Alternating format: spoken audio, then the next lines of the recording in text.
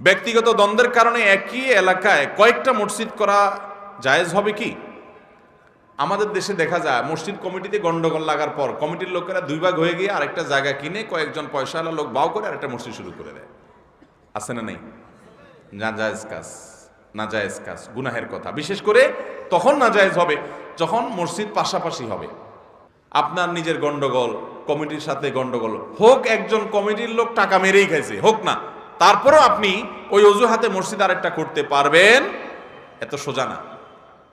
আপনি আল্লাহর ঘরকে বিভক্ত করবেন, মুসল্লিদেরকে বিভক্ত করবেন, ইসলামী বিভক্তি করে, এটা সবচেয়ে বড় গুনাহগুলোর মধ্যে একটা। এটা করা যাবে। হ্যাঁ, কোন মসজিদের কমিটির লোকজন শিরকে লিপ্ত, ইমাম সাহেব শিরকে লিপ্ত, শিরকে আকবরে লিপ্ত, বেদাতে লিপ্ত, কোনোভাবে সংশোধন করা যাচ্ছে না, আশা নাই, তাহলে আপনি দূরে একটা মসজিদ করেন। তারপরও একেবারে পাশাপাশি দৃষ্টিকটু হবে, আল্লাহর ঘরের অসম্মান হয়, এরকম করে মসজিদ বানানো যাবে